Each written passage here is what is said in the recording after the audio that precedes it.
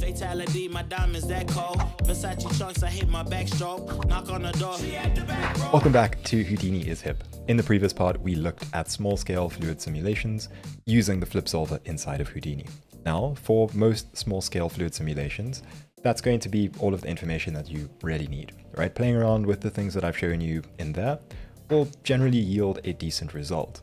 The only other thing that you might end up looking at is things like temperature to control viscosity for something like a lava simulation, but there's already content out there on how to do that. So if you're interested in that, you can take a dive into it. However, I want to now look at large-scale ocean simulations. And before we actually get into simulating, we first need to look at how oceans are created inside of Houdini and how they are rendered. Now, this is going to be important because a lot of projects often ask for ocean simulation or ocean spectrum as a comp element. So in the compositing step, you might want to add a bit of a scene extension. Perhaps you have a little boat that was recorded on set, and in the background, you need an ocean extension. This is very common. So I'm going to show you how to do ocean extensions, and I'm going to show you how to use things like Spectra, how to use Karma to render that Spectra, and I'm going to show you all of the settings for it. So let's go ahead and inside of Houdini, just create a geometry node. We can call this Ocean Spectra, and inside of here, I'm just going to create a grid, right? So this grid over here is going to be our ocean grid. Now 10 by 10 is 10 meters by 10 meters. Now it's a bit small. To visualize our ocean, we're going to need this to be perhaps 1000 by 1000. So that's going to be a kilometer. And if you want to focus on this, just space and F, that'll focus, and then increase the rows and columns. I'm going to push the rows and columns up to something like 1000 by 1000. But if your computer is struggling with this, because this is going to be 1 million points, you can just do something like 500 by 500. The only other thing that I'm going to do is just press D, make my background dark, and I'm also going to hide my construction plane. So this construction plane over here, just hide it. So now we just have this grid, right? And it's fairly dense, so it has a decent level of detail. What we can do now is use an ocean spectrum, right? Ocean spectrum over here.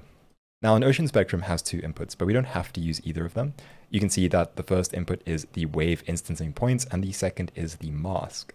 But on its own, it will actually generate an ocean spectrum. Now, what is an ocean spectrum? An ocean spectrum is a volume, right? So if I just add a null over here, and we take a look at what this is outputting, you'll see that we have over here some volumes. We also have a few other things, some attributes and that, but the main thing that we're focused on is this over here. What this is a bunch of data for deformation. So you can use this to actually create an ocean spectrum, right? So this is all of the information for an ocean. That gets saved out, but it's not actually the ocean, right? It's going to tell you things like where a particular point should be, or how a particular point should be deformed so that it conforms to an ocean surface, right? So if you have a grid, how should this point move up or down or left or right so that it corresponds to the position in the ocean? It also carries things like velocity information, so how fast is this wave moving, all of that. Now, how do we use this? The easiest way to use it is with an ocean evaluate. So you drop an ocean evaluate over here. Plug the grid into the first input, plug the ocean spectrum into the second input. Before we set our display flag, we're just going to say deform input geometry over here, right? It's going to be on by default, but this is important because this is what's going to deform the incoming geometry. So if we set our display flag on this, you'll see that we now have this deformed grid. And if we play it back, you'll see that we actually have some movement, right? We have our waves moving in a particular direction. They're all very uniform, but we do have a deforming ocean geometry. So I am going to lower my rows and columns so that I have faster playback on this. Right? And now we can start looking at some settings. So what is going on here?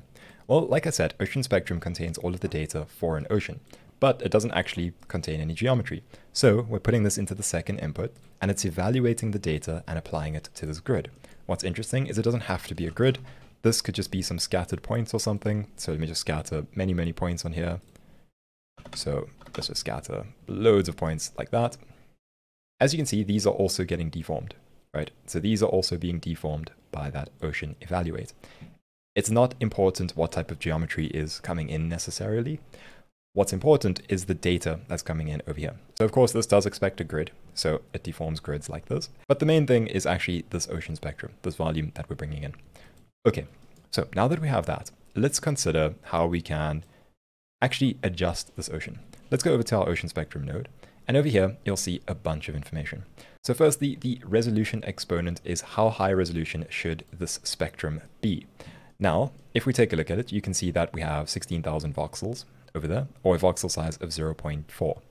If I increase this resolution exponent to something like 9, you're now going to see that we have more voxels and a lower voxel size.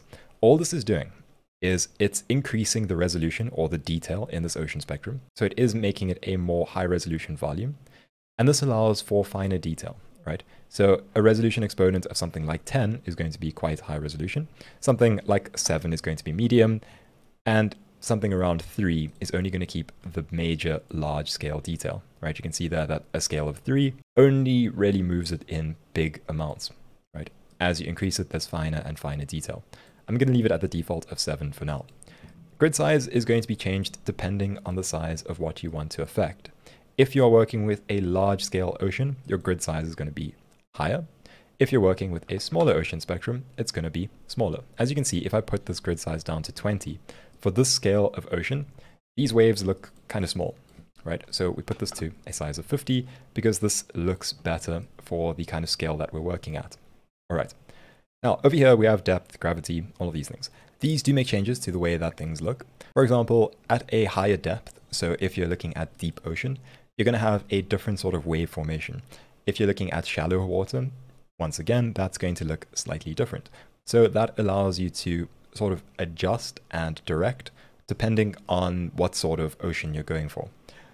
Over here, we have seed. This is just going to change the sort of default seeding that we have. We can leave it at 0. Time offset is going to control technically where this starts, right? So if we do a time offset of 1, then it's going to effectively have added 24 frames onto this ocean spectrum, right? So it's going to have pushed it forward by 24 frames. This is useful for if you really want to control when a particular wave perhaps comes into a shot or something like that, right? You can use your time offset.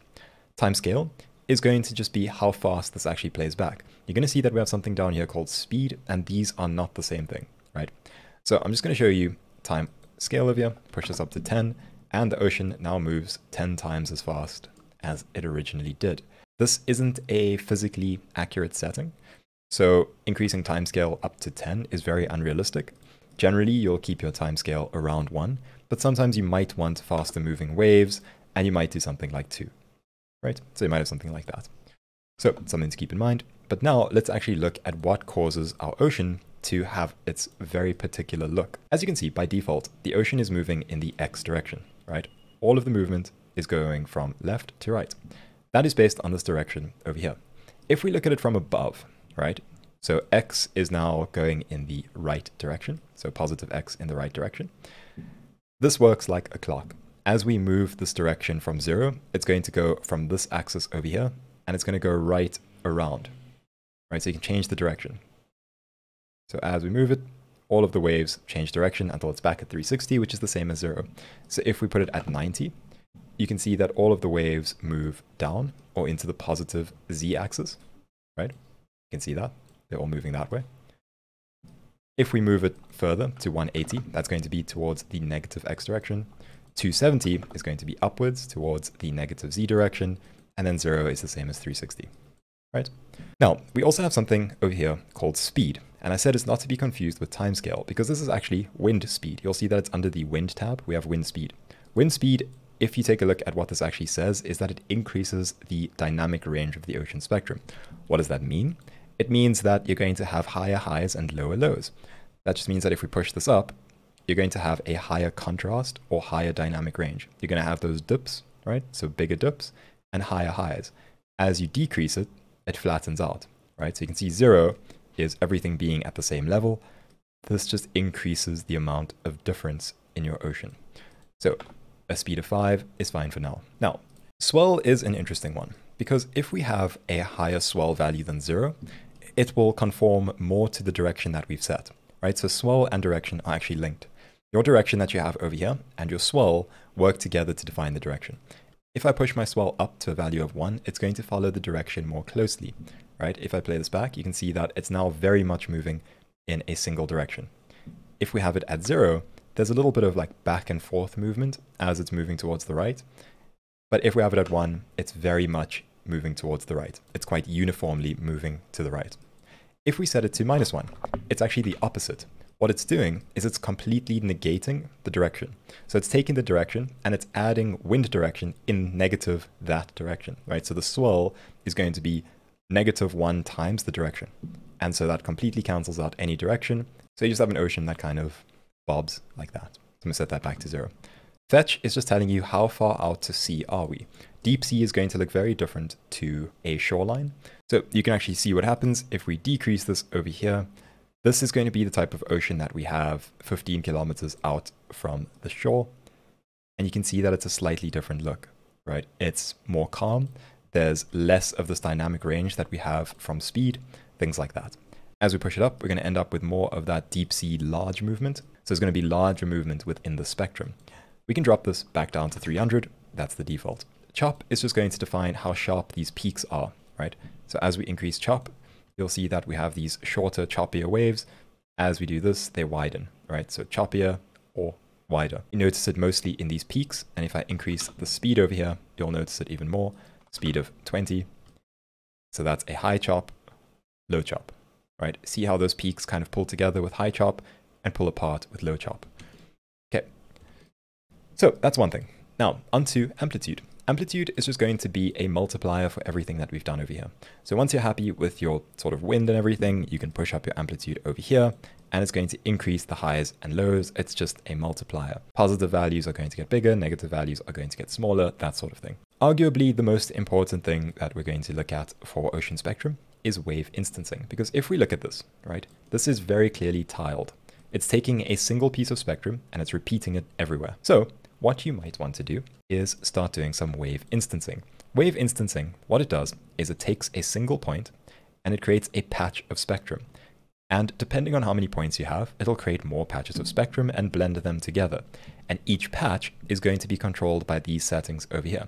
So they're going to have a radius. So that's going to be the space around a particular point. It's going to be all of these settings. And I can show you this if I just use an add node. With this add node, let's go ahead and add a point over here. Number of points 1, it'll just add a point at the origin.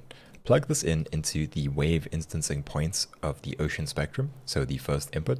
Then go over to the ocean spectrum, and from a distance, you won't really see anything.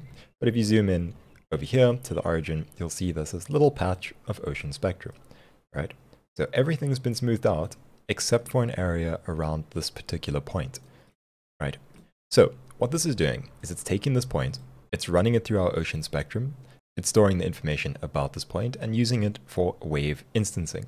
Wave instancing is just putting a small patch of spectrum over there, right? And if we move this around, you can see that the piece of spectrum gets moved about, right? So it's just moving that piece of spectrum around. This over here has a bunch of options for randomization. So if we have, say, 2 points to scatter, there'll be a little bit of variation in their radius. So as you can see, if I increase the radius, it influences the amount of size that this occupies. There's also things like rotation, right? So we rotate that wave around. There's amplitude, so that's a multiplier, much like our other amplitude. There's offset. Once again, that's going to be like your time offset. And then there's variance over here, and that's going to be the variation between each and every point. So if you have a bunch of points, they're all going to vary by this much. Now, this isn't exactly how you would do it. You wouldn't just scatter one point like this. What you would do is you would put many, many points. So what you would do is you would take this grid over here and perhaps use a scatter node over here, right? So you scatter just like that. And then what you want to do is go down here where it says relax iterations. And what you're going to want to do is ensure that these points are fairly evenly spaced. So we're going to push up this max relax radius just to something like that. And then also maybe give it a few more points. So 1,500, right? We can do a few more relaxing iterations. And as you can see, now we have a very evenly spaced grid. Plug that in into the wave instancing points and then to your ocean evaluate. And what you might notice is that it's a lot less obvious whether we have tiling or not, right? We look at it and it's not really tiling in the same way that it did before. We can actually see this if I delete this over here. You can notice the tiling quite apparently. If I plug this in over here, it's a lot harder to see. So let's make a couple of changes to this ocean spectrum. So one thing that I would like you to note about this is that if you have too few points, so let's just do something like 500 or even lower, like 200, and then do it, you'll see these little circles, right? These little patches of ocean. And this is not exactly what we want. Another thing is if we have a lot of points, so let's go back to say 2000, and then I'm going to just switch off this relax iterations so that we have a lot of points gathering in certain places. What you will see is that some areas end up with a much higher value than we'd like. Areas like this over here are being added cumulatively. So what does this mean?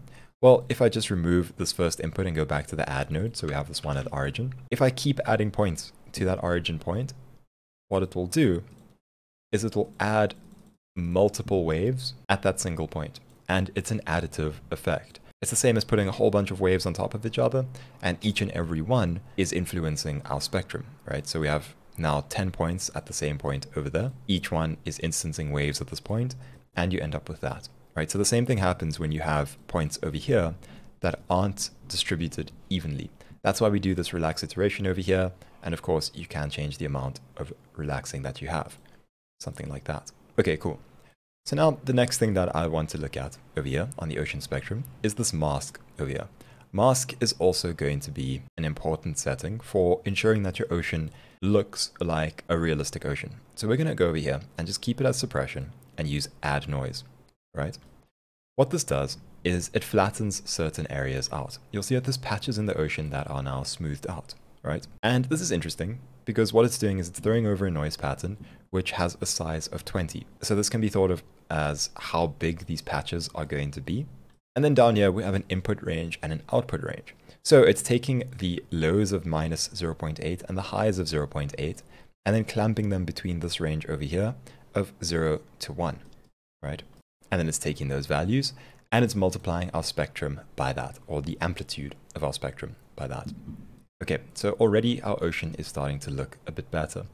Now, one thing to take note of is that in a grid of 1 kilometer by 1 kilometer, this scaling over here of 50 may be too high. So sometimes you may want to decrease this grid scale to something like 30, and that's going to give you a higher frequency spectrum. Let me just disable our suppression over here so that we can see what we're getting, right? So we're ending up with something like that. And then there's plenty of other changes that you can make as well. So if we go over to our wind over here, you can increase the wind speed slightly. Let's increase the chop to have sharper points or cusps on our waves. We'll increase the directionality of this a bit by increasing the swell. And then we'll go to our amplitude and just reduce it to a scale of 2.5. Maybe even lower, something like 2. Right, so something like that. And then I'm going to go over here and increase our resolution exponent to something like 9. This isn't going to make any difference right now, but when we take this out to be rendered, then this is going to become useful. So we're putting it to 9 over here, and all of that fine detail that we're not seeing here is going to be applied as displacement at render time. Okay, once again, go over to our mask and add noise.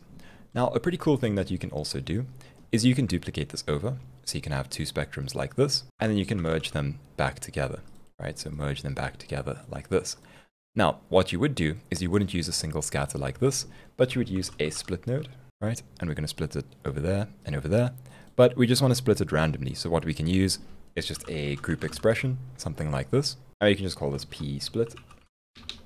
It's going to be a point group. And then the expression is just going to be a percentage chance, right? So 30% chance that some go to the left input. So now we just do p split over here.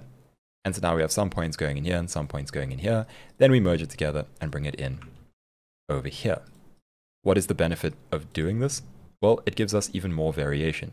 So let's just disable the suppression on both of these quickly. What it allows is for us to do patches that have a different look. So I'm just going to really exacerbate this and push up the scale over here. You can see that we have these patches over here where the second spectrum is coming into effect. And then we have patches like this over here, these calmer patches where our first spectrum is coming into play. So obviously you wouldn't do something like that, but you might switch up the seed over here. You might also increase the wind speed or decrease it over here, right? So this adds a decent level of variation, right? Another thing that you can do is you can even increase the time scale of one so that there's variation in the rate at which these waves develop.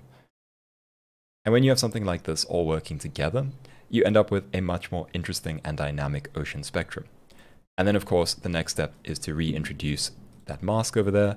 So add your suppression mask on both of these. And then it's about finding values that look good.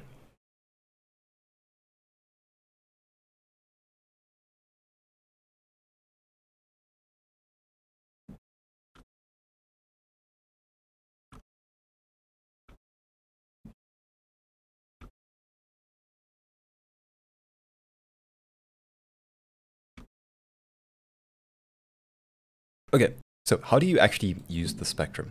Well, of course, this does displace this grid, but it does it at a fairly low resolution, right? Because we don't have enough geometry to get the good detail into here that we would really like for rendering. So what you would generally do is not deform your input geometry over here. Then you would use this node to generate UV attributes on your incoming grid. Then you would go over to export texture, and then you would export all of this as a sequence of images that you can use for displacement. Now, that is going to end up resulting in a lot of large images that are being created. And the other downside is that it will only really be applicable to this particular grid with this particular set of UVs. You won't be able to just use it on whatever grid you need, right? So a better way to do it is to actually use the set of tools that Houdini gives us. If we go over here and create a file cache node, what we can do is we can output the ocean spectrum over here, right? So we can output it to disk. So over here, we'll go ahead and just do an explicit file path. And we don't have to save each frame of Spectra. You actually just save one frame. So we're going to save over here. We're just going to call this spectra.bgeo.sc. And it's not a frame range. It'll be a single frame, not a simulation. Save to disk. So now our Spectra is saved to disk. All of this information that we have over here that's going into the ocean evaluate is now saved to disk. Then what we can do is just output this with a null. This over here will be our Spectra. And then we can duplicate this over, and we can just take our grid over here, and this will be our ocean surface, right? So now we have an ocean surface that is undeformed, and we have a Spectra that's saved to disk. So let's go ahead and use that to actually render this out. So over at our stage level, we're going to be using the Houdini ocean procedural node. So we're just going to type ocean over here, and you'll see Houdini procedural ocean. Go ahead and drop that. And over here, you're going to require a few things. Firstly, our render geometry down here. So let's go ahead and grab that as our ocean surface. And you'll see that that brings in our grid, right? It has no deformation. It's just our grid being brought in. Then we want to go ahead and choose our spectrum file. So go over here and just choose spectrum file. And inside of geo, you'll see spectra.bgeo.sc. You can see that it's only a 5 megabyte file, so it's fairly small, but it holds a lot of information for us. So we go over there. And then we're going to need a few things, right? We won't be able to visualize it. Even if we go over here and set it to Karma CPU, you don't really see anything, right? So let's go ahead and firstly add an environment light. So we're just going to use a dome light in here. I'm just going to use an HDRI. So go over to my HDRIs, right? Something like that. And again, if you try and render, you're just going to end up with this flat grid. So to actually preview it in our viewport, we're going to have to do a couple of things. So firstly, we're going to need a Karma render settings node and a camera node. And we're going to need that for the Houdini preview procedurals, right?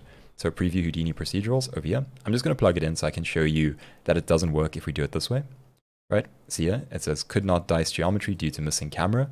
Please ensure a render settings with camera has been defined. So it will appear to have worked, but this isn't actually working the way that we want it to work. Right, so if you go ahead and you render it, it does sort of look like it's working, but it's still missing a lot of our small detail that really makes this. And the reason is because we don't have render settings and we don't have a camera. So the way you actually use this is with a camera. So you firstly place the camera right over here, right? I'm just going to position it somewhere interesting. And then what you're going to want to do is use a Karma render settings. Now you can just use this Karma node over here, plug this in, and then in between where it's output and where you have your Karma render settings, you can put your preview procedurals in there. So let's use that preview procedurals node right over here and then go to Karma CPU. Now, once again, you're not going to necessarily notice a change, but we won't be getting that error message. The error message was about dicing. Dicing is this idea of things that are in the range of the camera. They get subdivided and rendered at a higher resolution. That is actually what we want. So we go over to our ocean procedural over here. You can see that it has a viewport quality for your rendered geometry, and it has a dicing quality over here. So what we can do is we can increase this viewport quality to full quality, right? 1. And this will take a while because what it's doing is it's now dividing up our grid so that we have higher resolution geometry to work with so that we can displace our grid effectively. And after a moment, you end up with a high resolution grid like this. Right, so now we've got a decent looking ocean spectrum. And an interesting thing that this does is that it does dicing, so increasing of resolution of our grid based on our camera, right? So you can see a screen window size, and this is actually a multiplier, right? So this is 110% and 110%. It's saying take 110% of our camera's width and our camera's height, and in that area, that's where we want to add more resolution to our geometry, right? So it's adding a little bit out of frame just to kind of buffer the area that might be seen in camera, right? So we're just doing a little bit extra on the edges of our screen. So one thing to take note of is that inside of this Houdini Ocean procedural, we're actually generating a bunch of ocean materials over here, right? You can actually view them if you jump to them over here. And just to stop this from cooking, I'm just going to switch it back to Houdini GL.